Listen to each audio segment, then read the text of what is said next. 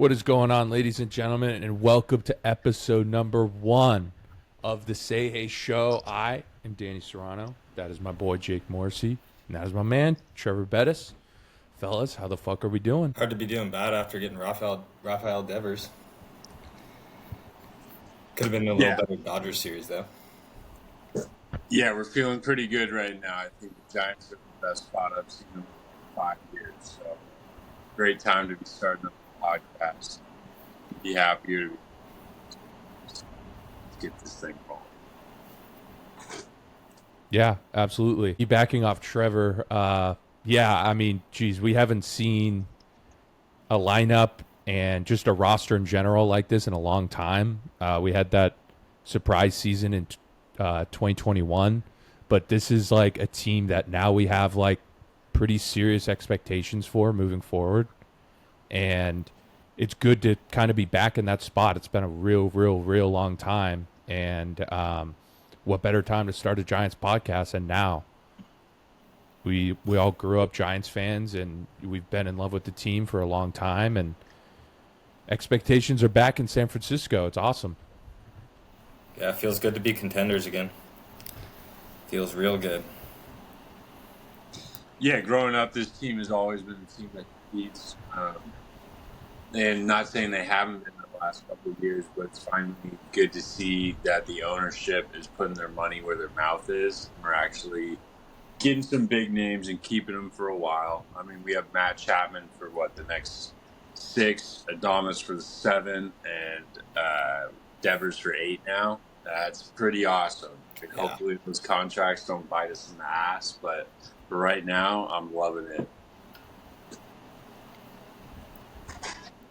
Yeah, so, I mean, we could just get straight into this. The San Francisco Giants, on Sunday, Father's Day, acquired one of the best lefty designated hitters / first / third baseman there are in the league, Rafael Devers.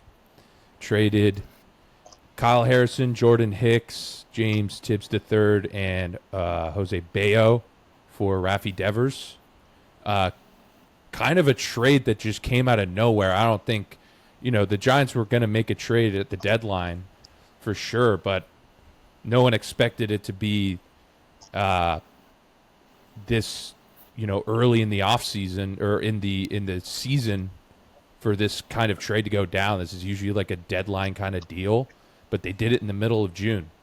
And I don't know, what are your guys' immediate reactions? Like, where were you, and how'd you guys find out the news, and like how like flabbergasted were you? It's not even a deadline kind of deal because it's 6 years of Rafael Devers. Usually a deadline deal, you're getting a guy for a year, maybe 2. So I just there was no way anybody could have ever seen this coming because there was no talks about it. And all of a sudden, I found out because Danny, you sent in our group chat, you just said, we got fucking Devers or something like that. And I had no idea what you were talking about until I Googled it to make sure. I was blown away. Yeah, the Devers news was actually pretty groundbreaking for me. I was just out on a walk with my uncle, and all of a sudden, you check your phone and you have 40 messages. I actually saw it from a Padres fan, which I thought was pretty funny. But after the slew of messages that came through, you kind of take a step back and you're like, holy shit, we just did this. We got one of the best hitters in the league. One of my personal favorite left-handed bats. I think his swing is so smooth. And yeah, I mean, I don't really see a downside of it. Getting rid of Harrison isn't a big deal to me. Tibbs is probably the one guy that could end up hurting us in the long run, I think. He had some good potential. But other than that, I mean, it's just a great sign of what the front office wants to do right now. I mean, for us to go out, get that big of a name this early in the trade deadline process too, I mean, I don't think we're done. It gives us a good opportunity to plug him into the lineup, play 2 or 3 weeks, kind of reevaluate how we're looking, and then if we need to, go out and make another move. I love what they did here. They got plenty of time to make another move. Yeah, for sure. We'll get into maybe what that other move kind of looks like, what other position we could be kind of aiming for. But I mean, this is a move that the Dodgers usually pulls off, or maybe the Padres in recent years have too. Like they just make these splash deadline hit like trades. And for the Giants to not only on the offseason sign one of the bigger bats in Willie Adames, but then trade for one of his good friends, and you know, the Giants finally landed that big bat that they've been aiming for every offseason for the last like 3 or 4 years. They tried for Ohtani. They weren't really in it for Soto, but they've been in like Corbin Burns. Like he's not a bat, but just any player with any sort of name value. Yeah, Aaron Judge, Carlos Correa. Like there's plenty of bats, pitchers that we've missed out on, big names that like, the Giants are a historic franchise.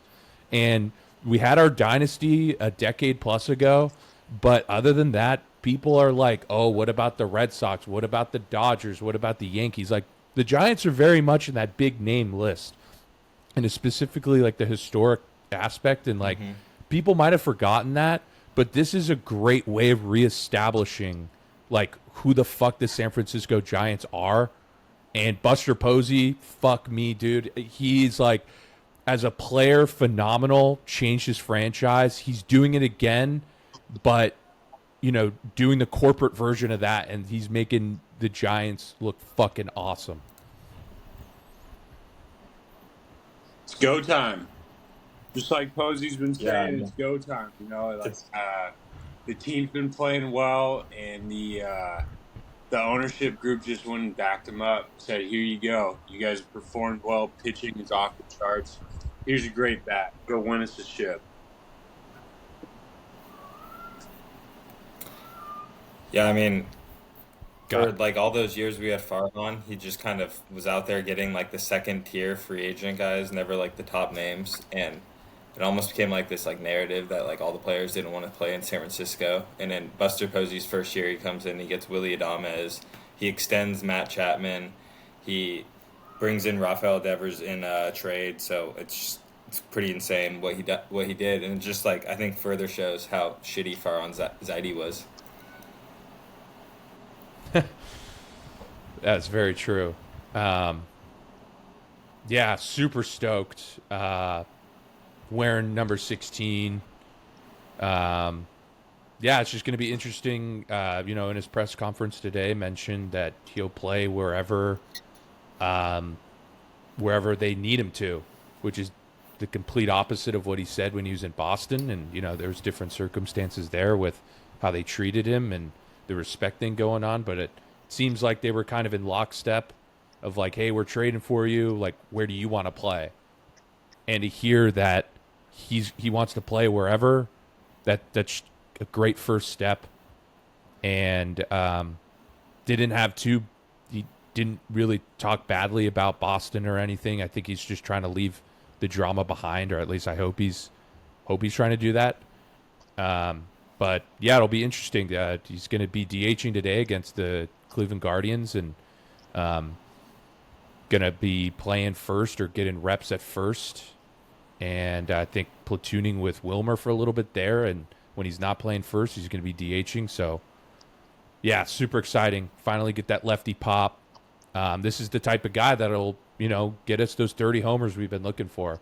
Haven't had that since Barry Bonds. What do you guys think about the detractors that are saying it's a bad signing because of the stadium? I mean, in my point of view, it's like, what are we supposed to do anymore? We can't just not go out and get big left-handed bats. We play 50% of our games in other stadiums. Well, right field's where the short porch is too. Yep.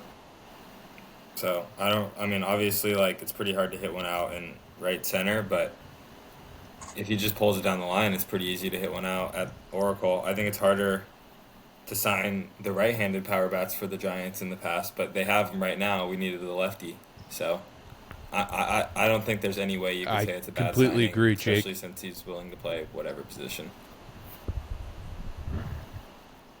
Yeah, no, exactly. Especially that definitely given goes the into it package we too. gave And, up for him, like, I mean,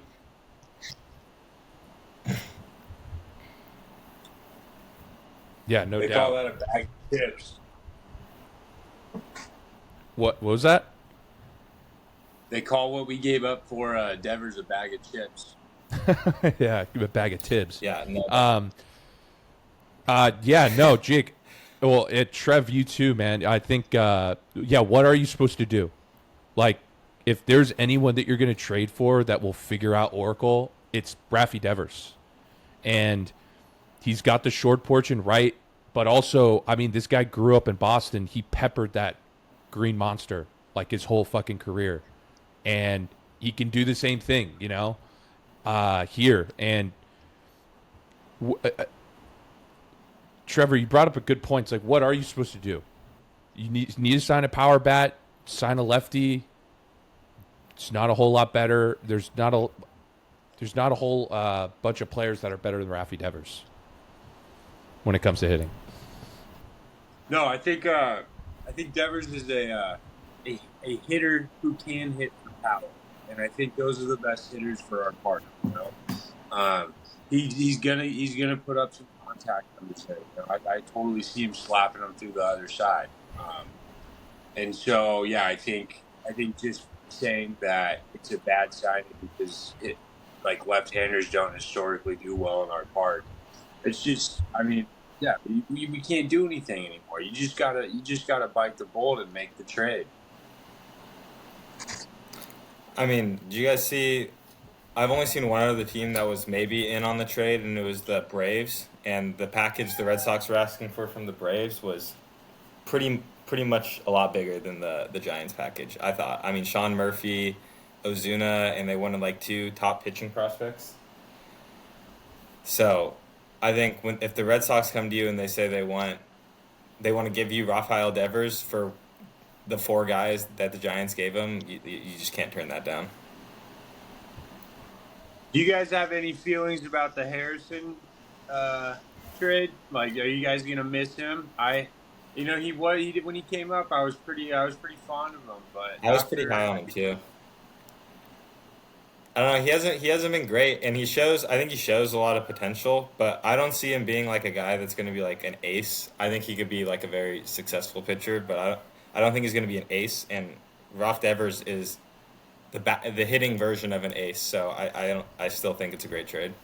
That's tremendously put, Jake. He is a hitting version of an ace, and yeah, I think Kyle Harrison will. His ceiling's high, and great story. Obviously, he's a local kid drafted by the Giants, top prospect for a long time, and then comes up and he was for the majority of the time he was here, pretty underwhelming. And he gets reunited with Andrew Bailey out in Boston, and maybe he can work some things out. But I'd much rather have Rafi Devers than Kyle Harrison, like any day of the week. And yeah, and you shed a little bit of money with Hicks, and then you take on the Yeah, full dumb picks. $250 million that Rafi's owed. But hey, man, if ownership's willing to put that money out there, then fucking Giants have been looking for a guy like this and looking for a big contract just like this. So take that any day. Yeah, that's the thing. The Giants have the money to pay it. They just haven't been. So it's good to see them actually paying it. Yep. Still fucking hate John Heyman though. Oh, a quick thing about the homers. Rafi is 15 homers this year. He would actually have 17 if he was playing. He'd actually gains 2 homers Wow. by if with the homers expected by the ballpark. So, hey, the swing does play a little bit. He just needs to shed a little weight so he can hit some into triples alley. I'm not terrified of this contract either. I mean, he's only 28. He's like a year older than Tyler Fitzgerald right now, who we still consider one of our young guys. This is true. I mean, we just got a great hitter in what should be his athletic prime for the next 8 years. It's pretty incredible what just happened to our team. Absolutely. And the Giants did, I think, defer a little bit of the money, too, because once you're traded, you're able to kind of rework the contract. The Giants did defer a little bit of money. I'm trying to find how much and what that percentage looks like, but So I mean, you save a little bit of money to maybe sign someone else, another pitcher in the offseason, who knows, but definitely a little bit of financial flexibility there.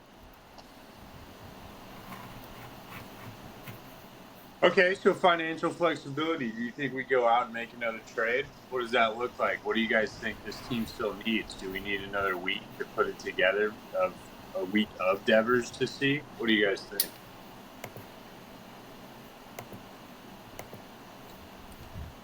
Jake, do you want to go first, or do you want me to?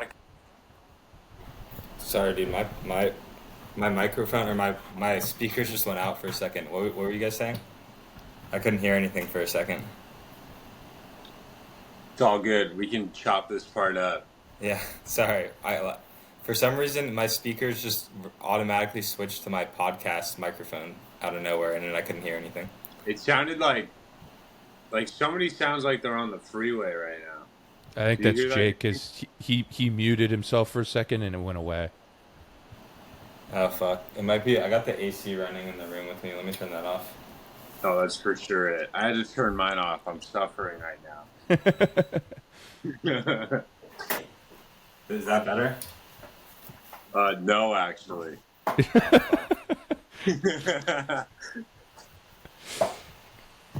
I don't know. Yeah, fuck. There's definitely some feedback or something. Is your phone like right next to whatever's recording? Yeah. We tried moving that away. Is that better now? No. I wonder if there's a way to kind of mute that background noise. I'll try and work that out. Probably If not, I mean, it's in post, right? Yeah, I think so. Mine does say actual recording is higher quality, like on my thing. Okay. Oh yeah, same here. Yeah, we might be good. We'll see in post. Damn, bro. I thought they deferred some of his money. I'm trying to see who tweeted it. What were you guys talking about like recently in the podcast? I asked because Danny said if we deferred money, and so if we had more money, then I was saying, what does the next trade look like, or what else do you think we need? That's where we were going.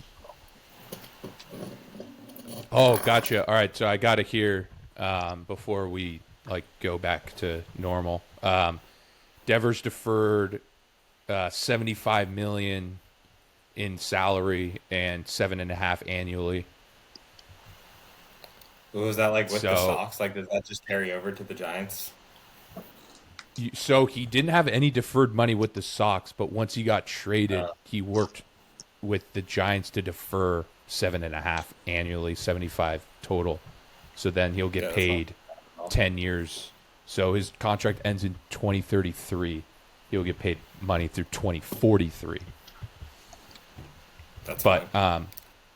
That's like not yeah, a significant amount. Yeah, not crazy. But who do you think we could go after with this deferred money, or just in general? Well, when I look at our lineup right now, I think the two spots that we need to address or I guess there's maybe three. I'd say first would be second base, and then outfield. I don't think Yaz is really getting the job done anymore. And then we have good prospects at second. I like Casey Schmidt. I like Tyler Fitzgerald, but I don't know if they're ready to be the guy yet. Although Casey Schmidt has been playing really well lately. And then I think we could use a starting pitcher, to be honest.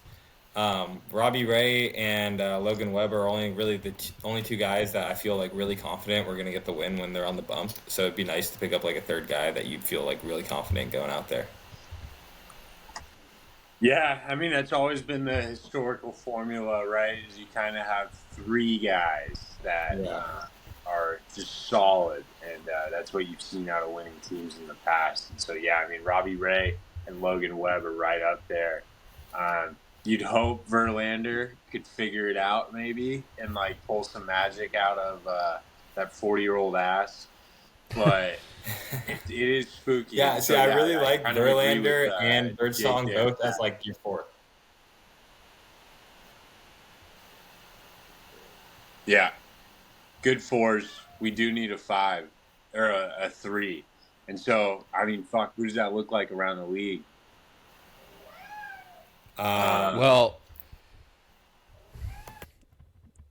I know there's been some smoke around some of the Red Sox starting pitching, and I I was know. gonna say, let's go right back to the Red Sox. Get Crochet out of them too. Well, no, I don't. They just extended him, so I highly doubt they'll sell him too. But they have a couple pitchers that are signed to a 1-year deal that they've been popping up in trade rumors. Walker Buehler and Lucas Giolito, who I know the names aren't the sexiest when you first hear them, but what they've been doing pretty recently, and not at the beginning of the season, is quite intriguing. And just to throw another name out there, Jaron Duran. I mean, I've been texting our group chat about him. I think he'd be a perfect defender for our outfield, and to replace Yaz in right field, I think would be perfect. I just don't know after trading Rafi if the Red Sox are going to be willing to do that. I think we have a better chance at one of their starting pitchers like Walker Buehler or Giolito, but I mean, that's just kind of where my head went initially. Yeah, you said they're not like the sexiest names, and like we don't necessarily need that. We need a third guy. We already have a great top two. I have no issues with Webb and Ray as our top two guys, but I'd like a little upgrade at 3. So I don't know how I feel about Giolito, but I definitely wouldn't mind getting Walker Buehler. Yeah, I mean, we've seen it firsthand. Walker Buehler in the playoffs is a different animal. Yeah. And I mean, if you're just getting a guy for the second half, that's kind of all you need, This is true. Yeah, I mean, this team has playoff aspirations. You would be trading Walker Buehler for, what he can give you the rest of the season, but I think mainly for the postseason. And there's just something about him rocking a Giants turtleneck in the playoffs that just kind of gets me like going a little bit. There's that sight of him just fucking yelling with the turtleneck on, yelling off the mound after a huge punch out. I don't know about you guys, but that gets me going a little bit. Yeah, I don't know. I still kind of hate that guy from all his Dodgers time. So I think it'd take me a sec to get over that. But, good performance will outweigh that very quickly. So, yeah, if he came on and started dealing, he can get over things.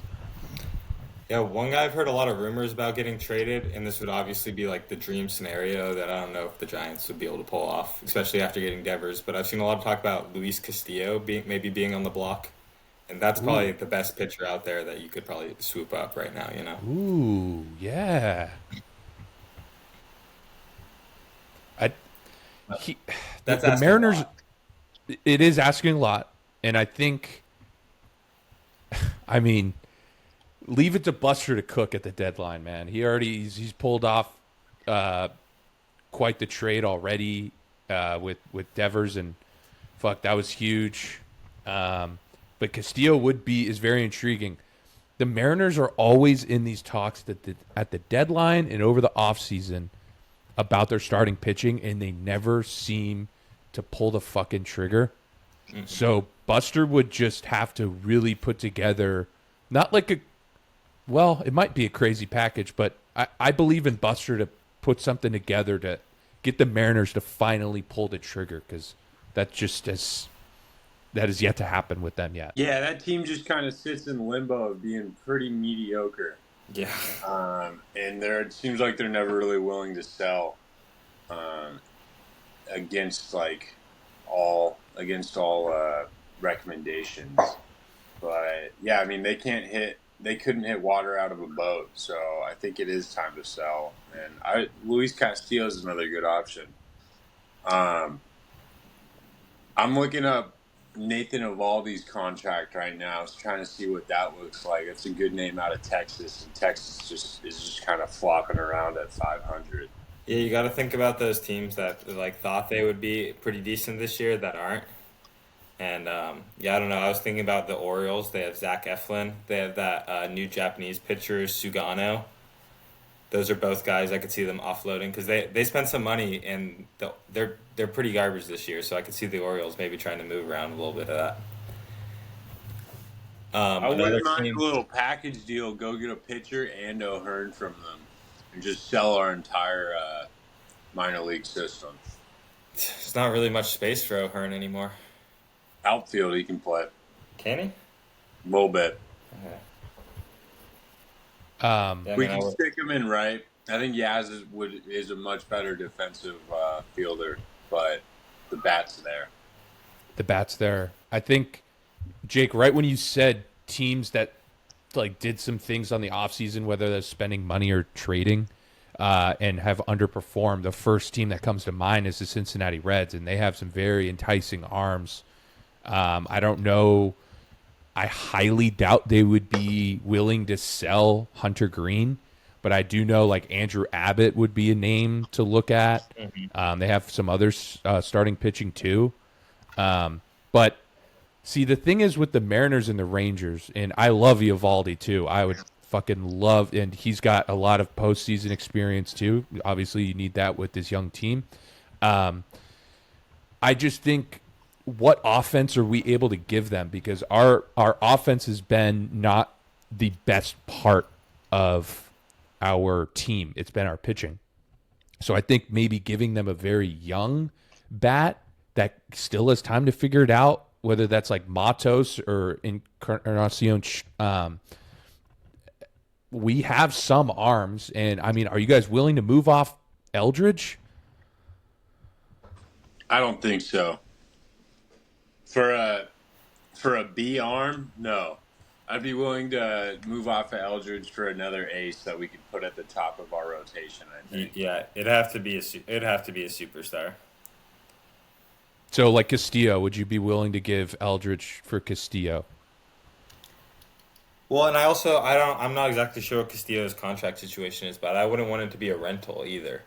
I think it would have to be a guy with a couple years of control, because if you Yeah, that Carlos Beltran Zach Wheeler trade still haunts me to this For day. sure. You know, like one summer of a shitty Carlos Beltran, and we lose Zach Wheeler forever. Yeah, exactly. We see it all the time. I think the Padres traded Tatis for like a little bit of James Shields. Like I don't want those like half season rentals where you give up a top prospect that then you have to watch play 20 years for another team. This is true. I'm looking up Castillo's contract right now to see how many years of control. I want to say he's like 2 or 3 more years. So it might be worth it, and if it gets us a ring, because we're pushing. We've got expectations, like we said earlier. So Buster I don't said know. it's go time. It's go time. It's go time. Exactly. Trust invested. Yeah, I mean, I think there's a decent amount of teams actually in the league that spent a lot of money in the offseason that if they don't start playing well soon, they're going to really start to sell. The Braves, the Diamondbacks, the Orioles, the Reds, like you said. There's a lot of teams that just aren't performing how they thought they would. I think it's a lot of young teams that actually aren't spending that much money that are playing a lot better right now. They got him through 2028. Then I think, yeah, for that kind of guy with 3 more years of control, I could see giving up Eldridge. I'm not saying I necessarily want to, but you also got to think we have Rafael Devers to play first base for the next 6 years. So, But does that lessen the need for Eldridge? yeah, but Devers has never played a single out of first base. He hasn't played a single inning of first base, so he is kind of But he's not gonna play learning a third. position. But he ain't playing fucking third, even though he said he would. He ain't playing third. Thank the fucking Lord. Yeah, he's not playing third. Well, and so what I've seen is a lot of the criticism with Eldridge too is he's actually not good defensively at first base. So might be kind of in the same boat as Devers there. I have seen that too, that the bat's ready. It's just the glove that's not there yet, which is concerning. And, I think it would be interesting to have him and Devers at the same time. 2 guys that both would probably prefer to just full-time DH, but one of them would have to play a shitty first base half the time. So maybe getting rid of Eldridge wouldn't be the worst thing. But I will say it has been a long time since the Giants had like a homegrown talent that they like really developed into a superstar. And so it'd be really nice to see Eldridge pan out and play like a full career with the Giants. Yeah, true. I think bat wise that's correct, but you know, Webby lead in the rotation for sure. A homegrown Oh talent. yeah. Yeah. But bat wise, yes, you're correct. I mean, we've had countless names be top prospects or, you know, whatever, and they come up and they're just not that. So like again, you know, Eldridge is he's unproven. He's an unproven talent. You know, he's tearing it up in the minor leagues, but like that's really all he is right now. And I think getting 3 years of control for a starting pitcher like Luis Castillo could be huge. But you know, I guess we'll see. Yeah, dude, we drafted Castillo and we Really? traded him in 2014. For who? Yeah, for what? Kendry Flores. Fuck. Oh, no, sorry. He was traded with Kendry Flores to the Marlins for Casey McGee. Oh. I remember the Casey McGee trade. That's That- terrible. I mean, Unreal. Wow. Yeah, there's another point. I mean, what did we get? Half a year of Casey McGee and a super forgettable one? Yeah. Yeah, in 2015, and nothing even happened that year. So brutal. Yeah, and then he bounced around in other trades, but yeah, didn't know he was drafted by the Giants. Pulled a fucking Zach Wheeler. yeah, I remember when the Giants were trying to get McGee. That was like the first season after Pablo left. They were just desperate for a third baseman. So they probably gave up a little too much for him.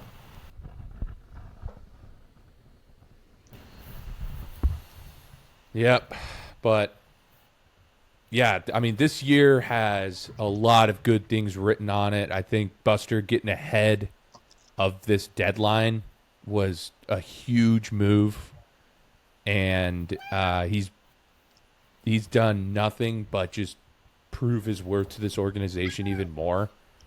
And we're really set up, you know.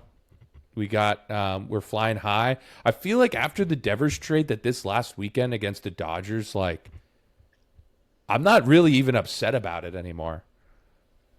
I'm not.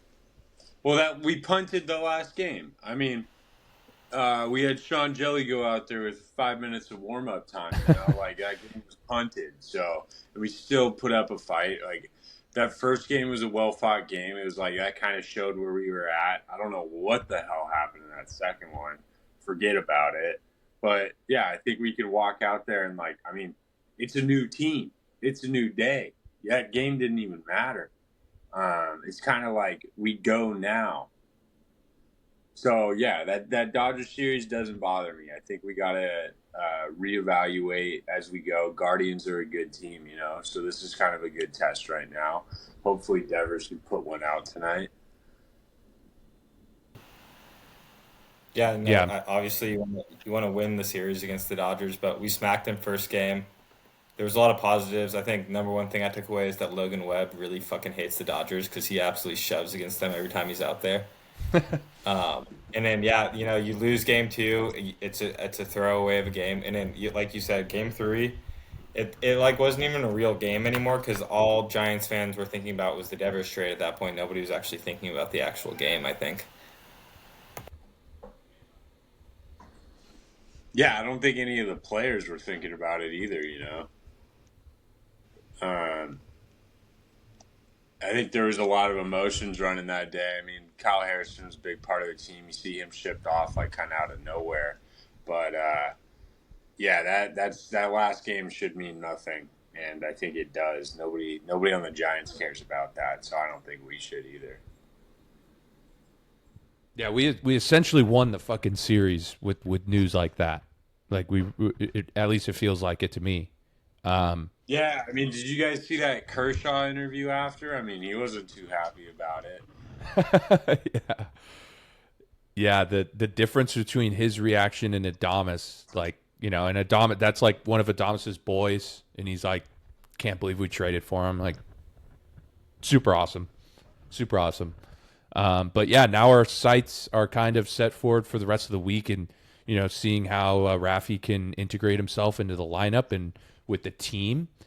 And I mean, who better to play than this weekend, his first weekend of Giants baseball, than against his former club? First time and only time of the year. Of course, the Red Sox trade his ass the week before they're supposed to play him. Perfect timing. You already know you can pencil him in for an extra base hit in every single one of those games. Yeah, I hope he just goes crazy in that series. Thankfully, we're not facing Crochet either. He's going to be pitching tomorrow, so that dude's on a heater. Yeah, did you guys see in his interview what he said about facing the Dodgers and how he wanted to make their lives miserable, but not only theirs, every team that the Giants plays. And I love that. That was like that mentality of just make it hard on every team. That's incredible. That's what we need to do. Gotta love that response for a guy who isn't like the best with the media. And like, fuck yeah. Oh, that fired me up. Yeah, and I mean, just like him coming in and not needing to be a leader, we already have that. His job is to come in and hit the shit out of the ball. And don't worry about anything else. Chapman, Adames, and Webb can take care of all the media stuff, all the team management. Like, we just need him to be himself and hit the ball. It's got to feel good for him, Coming out of Boston, I think they did expect him to be face of the franchise, kind of lead the team in terms of, like, effort and everything. And I think you could tell that was wearing on him. So hopefully the fresh start will give him kind of like a new kick in the ass, and we can really see him pop.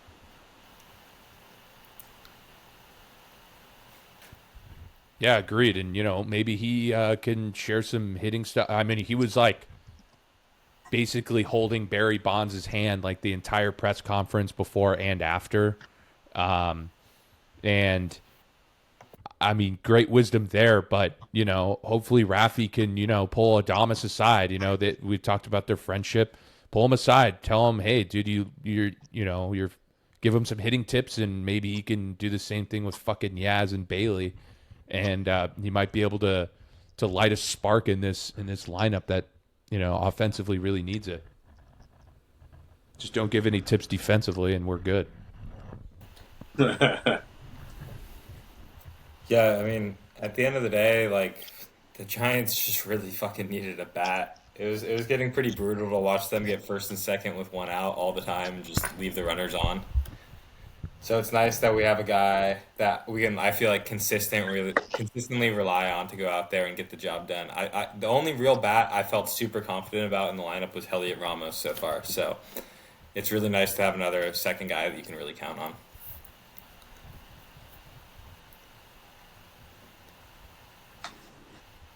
Totally agree. So, yeah, as we wrap up the first episode of the Say Hey show, we'll have the second episode ready to go after the homestand. As we talked about, they play Cleveland for 3. And then this weekend, they play the Boston Red Sox for 3.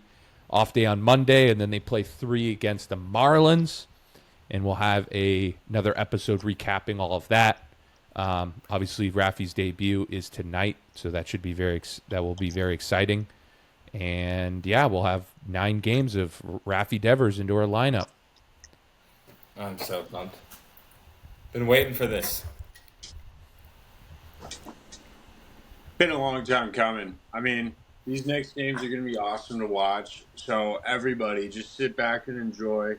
We just got one of the best hitters in the league, and the Giants should be rolling now. It's go time.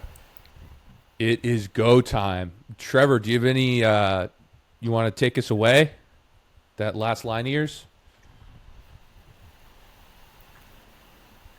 I totally forgot it. Dude, that was the best line. All right. Fuck the Dodgers. What was it? I don't remember. Ah, fuck the Dodgers. Oh. Oh. No, you can go for it. All right. Well, ladies and gentlemen, fuck the Dodgers, and we will catch you next week for episode 2. Christ.